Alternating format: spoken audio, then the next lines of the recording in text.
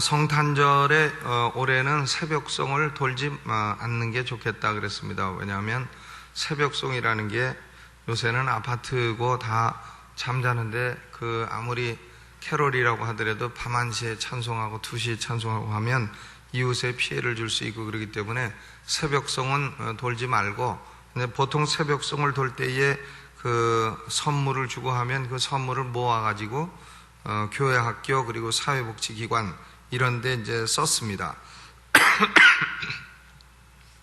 그래서 올해는 그냥 새벽송 없이 크리스마스 성탄절에 주일 오전 9시 30분부터 다음날 새벽 1시까지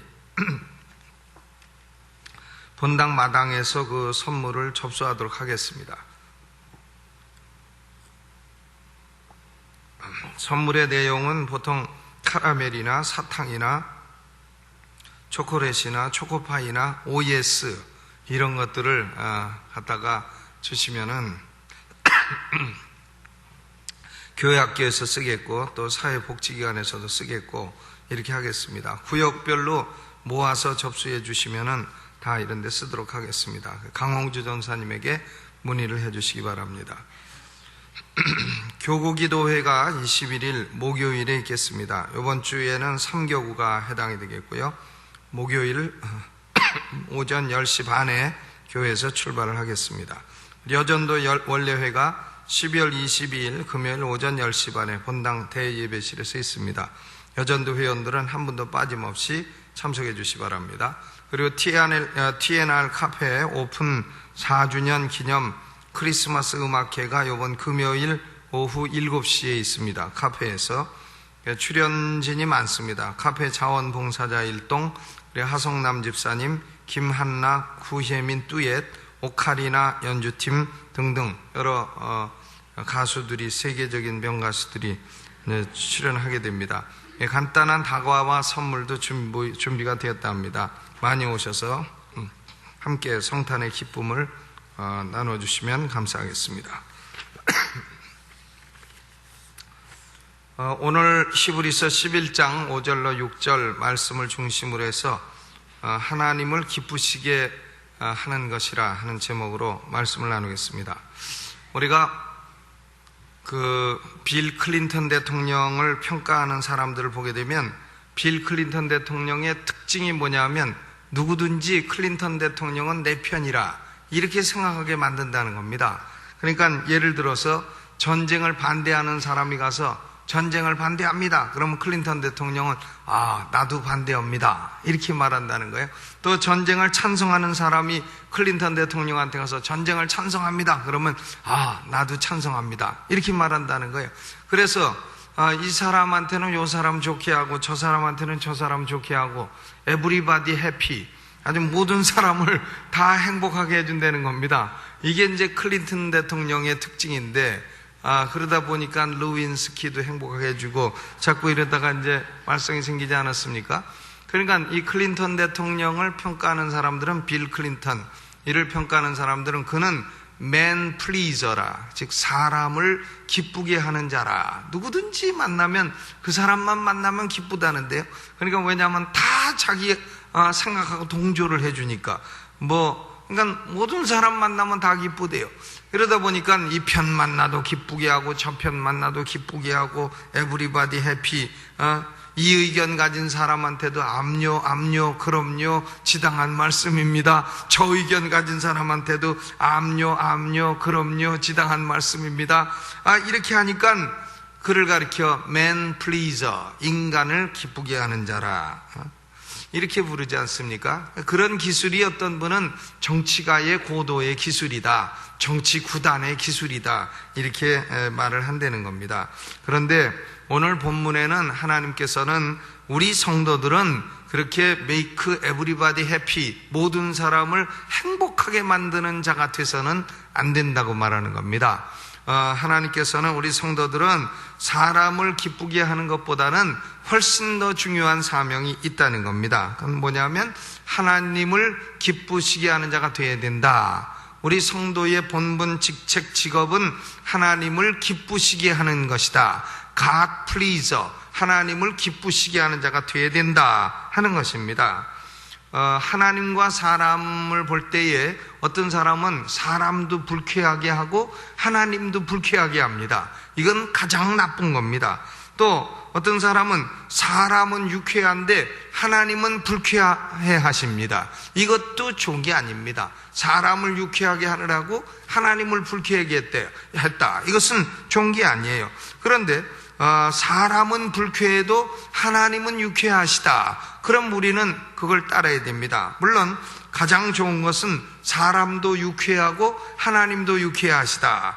이렇다면 이걸 가리켜서 금상첨화라, 금 위에다가 꽃을 올려놓는 것과 같다 이렇게 말하겠지만 그런 경우는 많지 않다는 겁니다. 그러니까 사람도 기쁘고 하나님도 기쁘고 에브리바디 해피하고 또 하나님도 해피하고 이런 경우는 그렇게 흔한 경우가 아니라는 겁니다. 대체로 우리 신앙생활에서 하나님을 기쁘시게 하다 보면 인간들이 불쾌해하는 경우가 많다는 겁니다. 그래도 우리는 인간들이 불쾌해도 하나님을 기쁘시게 하는 데에다가 더 우선순위를 둬야 된다. 그걸 지금 말씀하고 있는 것입니다. 그 예로서 거기 5절에 에녹이라고 하는 사람의 예를 들고 있습니다. 믿음으로 에녹은 죽음을 보지 않고 옮기웠으니 그랬습니다. 이 에녹이라고 하는 사람은 유다서 1장 14절 15절을 보게 되면 아담의 7세 손이라, 그러니까 아담으로부터 7대가 내려오는데 홍수 심판 전에 악한 세대를 향해서 너희가 악하다, 너희는 망할 것이다, 너희는 악하다 하고 예언 활동을 했던 사람입니다. 악한 세대를 향해서 심판을 예언한 사람이에요. 그러니까 에녹은 사람들을 불쾌하게 만들었던 사람입니다. 그러니까 너는 아무리 지금 잘난 척해도 조금 이따 심판이 오면 너는 망할 거다 이런 얘기를 하니까 사람들이 얼마나 불쾌하겠어요. 그러나 하나님께서는 에녹을 죽음을 보지 않고 그대로 하늘로 옮겨가심으로 에녹은 하나님을 기쁘시게 하는 자라 하는 증거를 받은 사람이 되었다 그랬습니다. 그러므로 우리는 사람도 기쁘고 하나님도 기뻐하시고 그런다면 참 그것은 가장 좋은 경우이겠습니다만은, 그러나 사람이 불쾌하더라도 하나님이 기뻐하신다 하면 하나님이 기뻐하시는 쪽으로 결정을 해서 살아야 된다, 그 얘기를 오늘 말씀하고 있는 것입니다. 그래서 오늘 본문에는 중요한 진리 3가지가 제시가 되어 있습니다. 첫째로는 우리 성도들의 본분 직책 직업은 뭐냐? 하나님을 기쁘시게 하는 것이다. 그거예요. 우리는 하나님을 기쁘시게 하는 자가 돼야 된다. 고린도후서 5장 9절에도 사도 바울이 인생의 목표를 이렇게 말했습니다. 그런즉 우리는 거하든지 떠나든지 주를 기쁘시게 하는 자 되기를 힘쓰노라 그랬어요. 주를 기쁘시게 하는 자 되기를 힘쓰노라. 주를 기쁘시게 하는 자가 되는 것은 저절로 되는 일이 아니라는 겁니다. 힘써야 되는 일이라. 그래서 바울은 그렇게 되기를 힘쓴다고 인생의 목표를 말하고 있습니다. 하나님을 사랑하는 자는 당연히 하나님을 기쁘시게 하고자 합니다. 하나님을 사랑치 않는 사람은 하나님을 기쁘시게 하려고 하지 않습니다. 우리 사람도요, 누군가를 사랑한다면 그 사람을 기쁘게 하려고 온갖 노력을 다합니다. 연애하는 사람 보세요. 연애하는 남자가 어떤 여자를 연애한다 그러면 그냥 기쁘게 하려고 별 갈롱을 다 떨고 이렇게 하지 않습니까? 그러니까 아주 주머니에 돈 있으면 그거 다 털어주고 집에 갈 때 버스값이 없어서 걸어갈지언정 그걸로 하여간 다 털어주고 기쁘게 하려고 그렇게 하지 않습니까? 왜냐? 사랑하기 때문에. 그러나 사랑하지 않는 여자가 있다면 그를 기쁘게 하려고 노력할 게 뭐 있어요? 사랑하니까 어떻게든지 자기가 차지하려고, 기쁘게 해서 차지하려고 온갖 노력을 다 하는 겁니다. 사람도 그런데 하나님도 마찬가지예요. 하나님을 사랑하는 사람은 당연히 하나님을 기쁘시게 해야 되는 겁니다.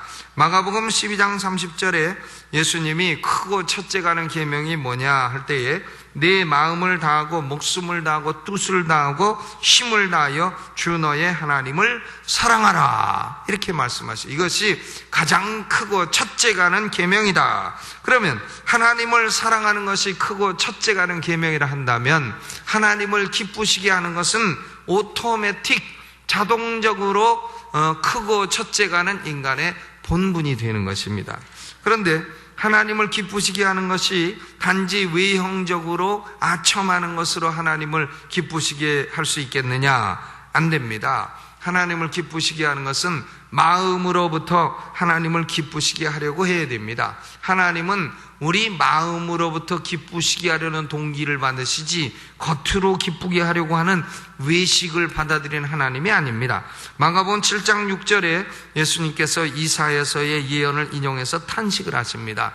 가라사대 이사야가 너희 외식하는 자에 대하여 잘 예언하였도다. 기록하였으되 이 백성이 입술로는 나를 존경하되 마음은 내게서 멀도다. 그랬어요. 입술로는 존경하되 마음은 내게서 멀도다. 그러므로 하나님은 우리 입술이나 행위를 가지고 판단하는 것이 아니라 우리의 생각과 뜻을, 마음을 가지고 판단하시는 하나님이십니다. 히브리서 4장 12절에 마음의 생각과 뜻을 감찰하신다 그랬어요. 그러므로 우리는 우리 마음으로부터 하나님을 기쁘시게 하도록 해야 됩니다. 사람이 그 앞에서는 아무리 좋은 척해도 뒤에 가서 이렇게 욕하는 사람들이 있어요. 제가 미국서 1986년에서 91년까지 5년간 목회를 했는데 제가 목회하던 동네가 베튼루지, 루이지애나예요. 루이지애나주의 베튼루지, 루이지애나주 수도고 루이지애나 주립대학 LSU라고 하는 대학이 있는 그런 도시입니다. LSU 동문들은 저를 아주 자기네 동문회에 넣어놨어요. 왜냐하면 거기서 5년간 목회를 해가지고 그 동문들을 많이 알고 그렇기 때문에 그렇습니다. 그런데 거기에 지미 스웨거트 바이블 칼리지라는 게 있어요. 지미 스웨거트라는 사람이 미국의 조용기 목사님 같은 분인데 아주 오순절 계통에는 최고로 유명한 사람이었습니다. 근데 그 사람이 패밀리 월십 센터라고 하는 큰 예배당을 가지고 있어서 저는 주일 저녁 예배가 우리 한인교회 없었기 때문에 저녁 예배만 되면 그 교회 나가서 예배 드렸어요. 맨 앞자리에 앉아가지고 지미 스웨거트 설교하는 거 다 듣고 그 사모님 왔다 갔다 하는 거 다 보고 노래하는 거 다 듣고 이렇게 했는데, 그런데 그 지미 스웨거트 바이블 칼리지에 한국 학생이 하나 있었습니다. 그 학생이 우리 교회 오더니 나를 여기 전도사로 써주시면 감사하겠다고. 그래서 전도사로 쓰면 사례를 해야 되는데 우리 교회가 이 작은 교회가 돼서 사례를 이렇게 많이 못하는데 조금 해도 되겠느냐고. 그래서 내가 그 당시에 목사였는데도 600불 받았으니까 당신이 200불만 받으면 되지 않겠느냐 해서 조금 줘가지고 했는데요. 좋다고 하고서는 주일학교를 하더라고요. 그런데 어느 날 레스토랑에 들어갔습니다. 레스토랑이라 그래봐야 맥도날드, 햄버거 이런 데인데 거길 가는데 누가 한국말로 막 내 욕을 하는 거예요. 내 욕을 한국말로. 미국에서 한국말 들으니까 반갑습니다. 더구나 내 이름 들면서 욕하니까 더 반갑습니다.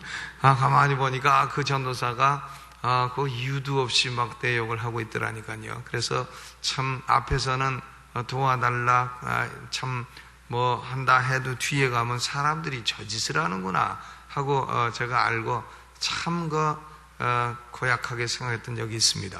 근데 참 그 사람이 와가지고 별로 한 일도 없이 그렇게 해달라고 해서 해준 것 뿐인데 나중에 뒤돌아서서 참 그렇게 무슨 자기가 지미 스웨거트 칼리지에서 방언을 잘한대나 내가 방언을 강조하지 않는데나 어쩐데나 하면서 그렇게 욕을 하고 있어서 내가 방언 강조한 것도 안 한 것도 아니고 방언하지 말라고 막은 것도 아니고 내가 방언 못하는 것도 아니고 그런데 참 뒤에 가서 그렇게 하는 걸 볼 때에 저 사람은 앞에서는 알렁거려도 뒤에 가면 저런 말을 하는 사람이구나. 근데 그 사람이 내가 들어가나 모르고 막 떠들었다가 걸렸죠. 걸려서 그 다음에 어떻게 되겠어요? 상상에 맡기겠습니다. 그러므로 우리가 하나님을 기쁘시게 하는 것은 이 겉으로만 알랑거린다고 되는 것은 아니고 마음으로 기쁘시게 됩니다. 그런데 하나님께서는 우리 마음에서 무엇을 제일 기뻐하시냐 하면 믿음을 제일 기뻐하신다는 겁니다. 그러므로 6절에 보니까 믿음이 없이는 기쁘시게 못하나니 그랬어요. 그러니까 하나님을 기쁘시게 하려면 마음으로 믿는 믿음이 있어야 된다. 여기 믿음이 없이는 하나님을 기쁘시게 못한다 할 때에는 형용사가 뭐가 쓰였냐? impossible이 쓰였어요. impossible. 하나님을 기쁘시게 하는 것이 도무지 가능하지 않다. 또 6절 후반에 보면 상 주시는 이심을 믿어야 할지니라. must가 쓰였어요. 조동사 must believe. 믿어야 할지니라. 반드시 믿어야 된다. 믿지 않으면 큰일 난다. 그런 뉘앙스를 풍기고 있는 조동사입니다. 그러니까 우리는 하나님을 기쁘시게 해야 되는데, 마음으로 기쁘시게 해야 되는데, 마음으로 하나님을 기쁘시게 하는 것은 뭐냐? 믿음이다. 그겁니다. 믿음. 하나님이 말씀을 하셨는데 나는 안 믿습니다. 그러면 그런 사람은 하나님을 거짓말쟁이라고 말하는 거예요. 하나님이 말씀하신 거, 그건 아니지. 하나님은 거짓말을 하셨지. 이렇게 말하는 것입니다. 그러니 하나님을 거짓말장이라고 말하는 사람에게 하나님이 그것을 기뻐하실 리가 천부당 만부당한 것입니다. 믿음이 없이는 그러므로 하나님을 기쁘시게 하는 것이 impossible, 미션 impossible, 도무지 가능하지 않다. 그러면 하나님께서 기뻐하시는 믿음의 내용은 뭐냐? 믿음의 내용은 두 가지예요. 두 가지를 믿어라. 내용상으로 두 가지를 믿어라. 첫째는 하나님이 계시다는 것을 믿어라. 하나님이 존재하신다는 사실을 믿어라. 그것입니다.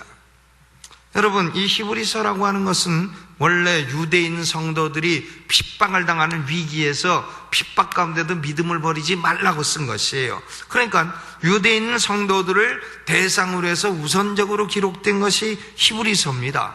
그런데 우리는 유대인이라고 한다면 하나님의 존재를 당연한 것으로 받아들이는 사람들인데, 여기 그런 사람들을 향해서 왜 믿음이란 하나님이 계시다는 것을 믿어야 된다는 걸 강조하고 있느냐? 그겁니다. 그 좀 이상한 생각이 들어가죠. 그런데 유대인 성도들은 핍박의 위험 아래, 그리고 유혹의 위험 아래 놓여 있었습니다. 핍박과 유혹, 이 두 가지가 유대인 성도들을 위협하는 것이었습니다. 핍박이 오면 마귀는 하나님의 존재를 의심하도록 만들기 때문입니다. 하나님이 계신다면 왜 우리에게 이런 일이 일어난다는 말이냐? 하나님이 계신다면 어찌해서 우리에게 이런 고통이 임한단 말이냐? 하나님이 계신다면 어찌해서 우리에게 이런 슬픔이 임한단 말이냐? 이렇게 해서 하나님의 존재를 의심하도록 만듭니다. 또 유혹이 오게 되면 하나님의 존재를 잊어버리기 쉽습니다. 유혹이 오면 하나님이 안 계신 것처럼 행동하고 유혹에 넘어갑니다. 그렇기 때문에 히브리인 성도들이, 유대인 성도들이 핍박과 유혹, persecution, 그리고 temptation, 이 두 가지의 위험 아래 있었기 때문에 히브리서 기자는 먼저 가장 기본적인 것, 하나님은 존재하신다, 이것을 핍박을 당해도 잊지 말고 유혹을 당해도 잊지 말아라. 하나님이 존재하신다, 이것을 믿는 믿음의 사람들을 하나님이 기뻐하신다, 이것을 말씀하고 있는 것입니다. 그 다음에 믿음의 내용의 두 번째는 뭡니까? 하나님은 상 주시는 하나님이시다. 요걸 믿어라는 거예요. 하나님은 뭘 주시는 하나님이시라? 상 주시는 하나님이시라. 원수의 목전에도 내게 상을 베푸시는 하나님이시라. 이걸 믿어야 된다, 그 말이죠. 마귀는 사람들로 하여금 하나님의 존재를 의심케 합니다. 그러다가 그 작전에 실패를 하게 되면 이번에는 하나님의 선하심을 의심케 만드는 것이에요. 내가 아무리 하나님을 기쁘시게 하려고 해도 하나님이 너한테 신경 쓰실 줄 아느냐? 소용없어. 하나님은 내게 관심도 없으시단다. 하나님이 내게 선한 하나님인 줄 아느냐? 하나님은 너 잘못하면 두들겨 패기라 하지, 하나님은 너한테 좋은 존재가 아니야. 하나님은 선한 하나님이 아니야. 이렇게 하는 소리가 바로 마귀의 소리예요. 이것이 바로 악령의 소리라, 그 말입니다. 예수 믿는 어떤 사람이요, 예수 믿고 교회에서 봉사를 열심히 하다가 병이 들었어요. 몸살이 났습니다. 몸살이 나서 누워있으니까 옆에서 누가 쏙닥거리더래. 야, 네 언니는 예수 안 믿어도 놀러만 잘 다니고 살기만 잘 살더라. 너는 예수 믿고 한다더니 이렇게 몸살나서 누워있으니 도대체 네가 믿는 것이 도대체 무슨 소용이 있느냐. 그래서 시끄럽다 마. 이 여자가 경상도 여자예요. 그래서 탁 쳤는데 보니까 아무도 없더래. 그러니까 악령이 와서 쏙닥거린 것이에요. 이 악령들은요, 때로는 사람의 귀에다가 듣도록 쏙닥거릴 때가 있어요. 그럴 때는 그저 무슨 이름을 써야 됩니까? 예수 이름 명하노니 떠나갈지어다. 명령을 해요. 명령을 하면 예수 이름은 원자폭탄의 핵탄두라. 마귀는 예수 이름만 들어도 두려워 떨고 도망가는 줄로 믿으시기를 주님의 이름으로 축원합니다. 그러니까 마귀 때문에, 마귀는 하나님의 존재를 의심케 하다가 실패하면 하나님이 선한 하나님이시다, 이걸 의심케 합니다. 야, 네가 기도해도 하나님이 들어주실 줄 아냐? 야, 네가 봉사한다고 하나님이 복을 주실 줄 아냐? 야, 네가 뭐 그렇게 헌신한다고 하나님이 너한테 상 주실 줄 아냐? 꿈 깨라. 이런 식으로 마귀가 거짓말을 계속 쏙닥거린다, 그것입니다. 그러므로 믿음이 있는 사람은, 하나님은 믿음의 사람에게 상 주시는 하나님이심을 어떤 경우에도 흔들리지 말고 믿어야 된다, 그걸 말씀하는 것입니다.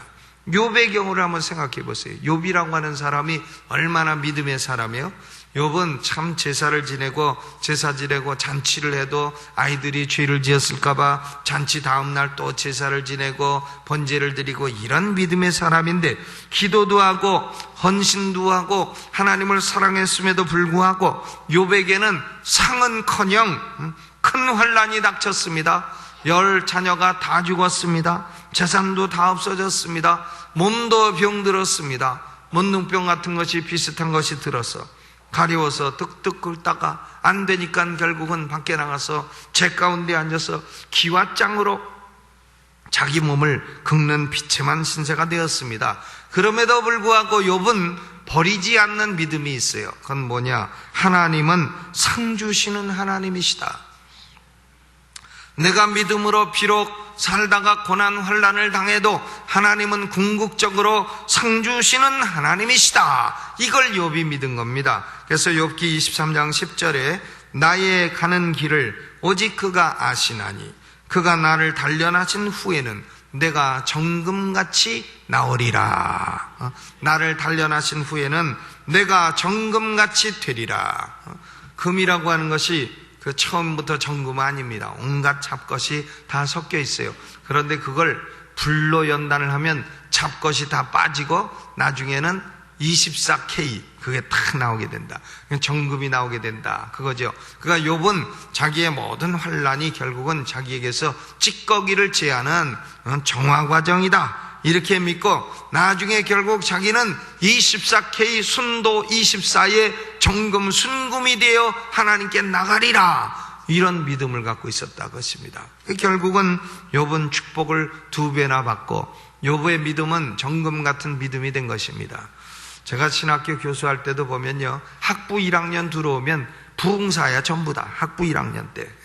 신대원 1학년 때는 다 부흥사야. 근데 2학년 때쯤 되면 이제 목사처럼 돼요. 3학년 때쯤 되면 집사처럼 돼. 4학년 때쯤 되면 완전 평신도.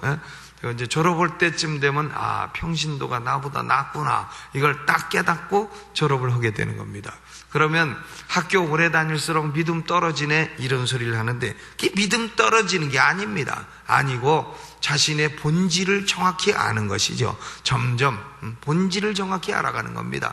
그러니까 맨 처음 들어올 때는 덩어리가 커, 원광석이 들어와가지고 큰 덩어리가 들어와가지고 내용도 없는 게 크기는 엄청 커요.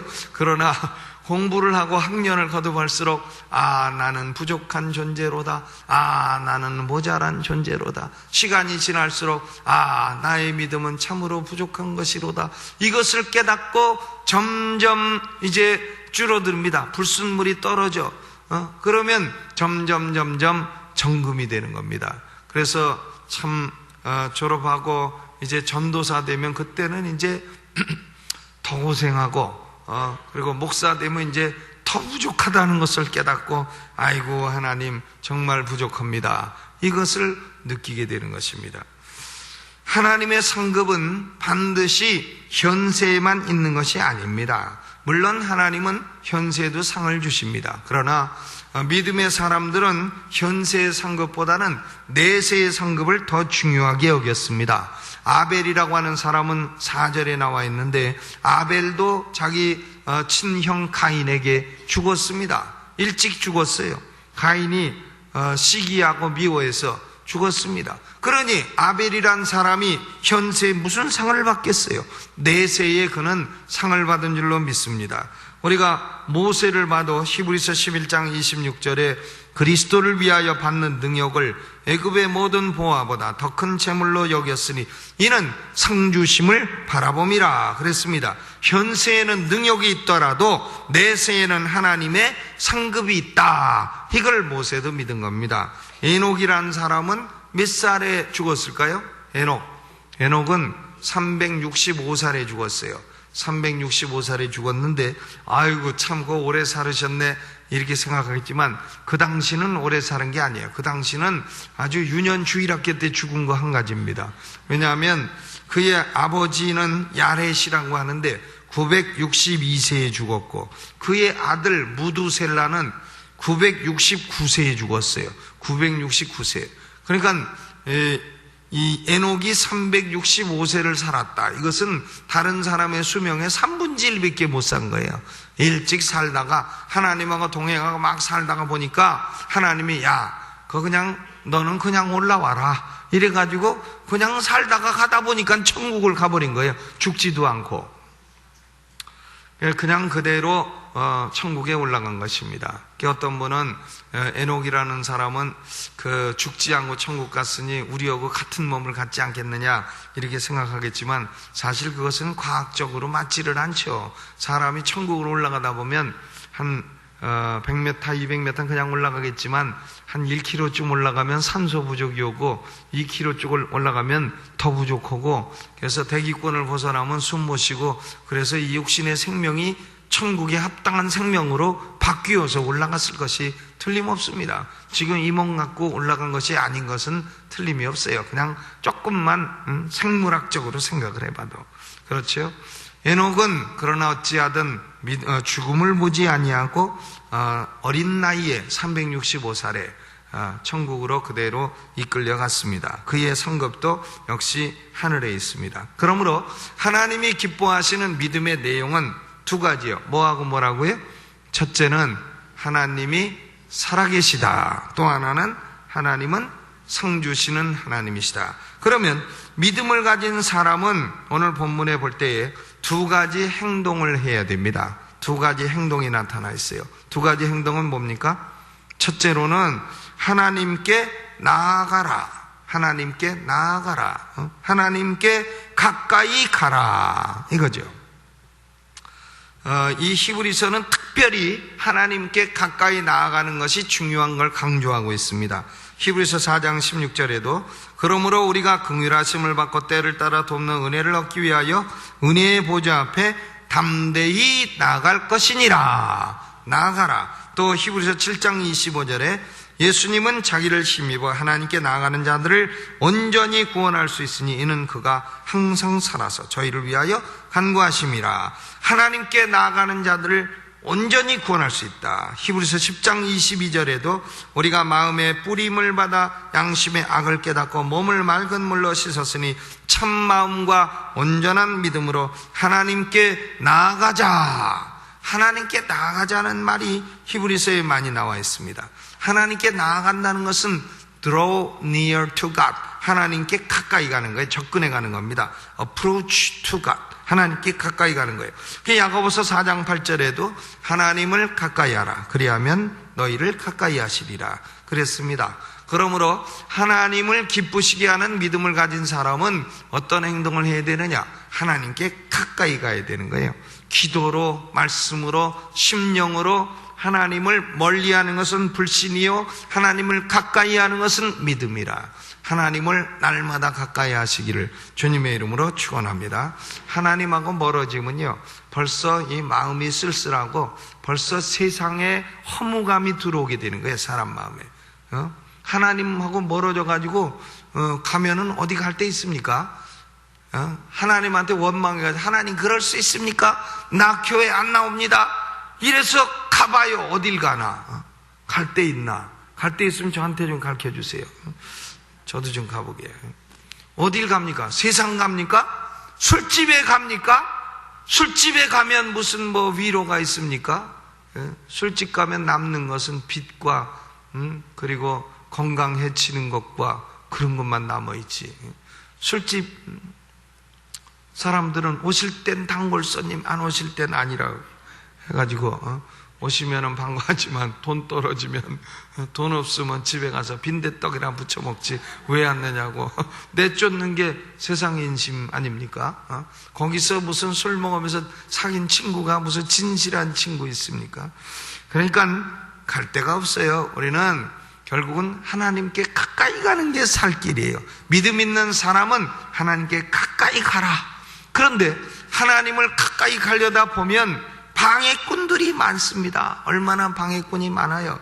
그 방해꾼을 물리치고도 하나님을 향해 가까이 가는 것, 그걸 뭐라 그러냐면 하나님을 찾는 것이라 말합니다. 그러니까 6절에 보니까 믿음이 없이는 기쁘시게 못하나니 하나님께 나아가는 자들은 반드시 그가 계신 곳과 또한 그가 자기를 뭐하는 자들에게 찾는 자들에게 상 주시는 이심을 믿어야 할지니라. 그런 믿음의 행동은 하나님께 가까이 나아가는 것이고, 두 번째는 하나님을 찾는 것인데 seek God, seek 찾는다. 그런데 하나님을 잊어버렸건 찾게요. 잊어버려서 보물찾기 하듯이 찾는 겁니까? 여기 찾는다는 것은 그런 뜻이 아니고요. beat a path on the foot. 그러니까 자기 발 밑에 방해물이 있을 때 방해물을 탁탁 쳐가지고 길을 내서 나아간다. 그런 뜻이에요. 방해물을 다 쳐낸다는 뜻입니다. 장애물이 있어도 다 장애물을 해치고 길을 내서 나아간다. 그게 하나님을 찾는다고 하는 말씀의 본래 뜻인 것입니다. 만약에 장애물이 없이도 사람 눈에 잘 띈다. 그러면 구태여 찾는다고 할 거 뭐 있어요? 그냥 눈에 띈다고 하지. 장애물이 있고 보통 방법으로는 잘 안 띄니까 찾는다고 말하는 것입니다. 우리가 예수님의 사역 중에도요, 그 축복받는 사람들은 가만히 보면 예수님 주변에 있는 사람들이 아니에요. 축복받는 사람들은 예수님 주변에 없지만 방해꾼을 뚫고 들어온 사람들이 축복받았어요. 방해꾼을 뚫고 들어온 사람. 예를 들어서 마가복음 10장 48절에도 소경 거지 바디메오가 주님께 올 때에 뭐라 그랬습니까? 주님 주변에 있는 많은 사람들이 꾸짖으면서 잠잠하라. 왜 떠들고 그러느냐? 시끄럽다 하면서 소리 못 질리게 했습니다. 그때 소경거지 바디메오가 기가 확 죽어가지고 아이고 예 알았어요 하고서 그냥 갔으면 그는 눈 못 떴습니다. 그런데 더욱 크게 소리질러 가로되 다윗의 자손 예수여 나를 불쌍히 여기소서. 방해꾼들 다 물리치고 뚫고 나가니까 결국은 소경 거지 바디메오는 눈도 뜨고 거짓 신세도 면하고 이렇게 된 줄로 믿습니다. 또 마가복음 7장 27절에 수로보니게 여인, 수로보니게 여인은 자기 딸이 흉악히 귀신 들렸어요. 귀신 들린 것을 참 어느 누구도 구원하지 못합니다.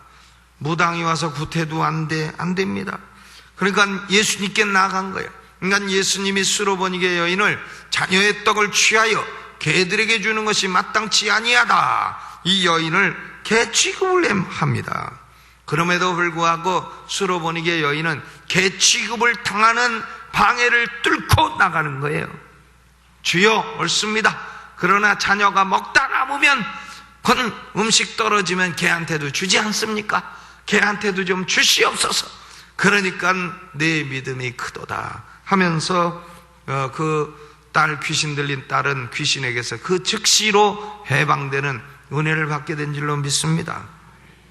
마가복음 2장 4절의 중풍병자도 무리를 인하여 예수께 데려갈 수 없으므로 그 계신 곳에 지붕을 뜯어내리고 중풍병자의 누운 상을 내리었다. 그래가지고 중풍병자가 낫고 죄사함도 받고 이런 복을 누리게 된 것입니다. 그러니까 하나님을 찾는다 하는 것은 뭐냐면 방해꾼이 많아도 방해꾼을 다 치고 나아가는 것이에요. 우리 신앙생활은 하나님을 찾는데 방해꾼이 있습니다. 생각으로도 기도할 때 끊임없이 헛된 생각이 들어옵니다.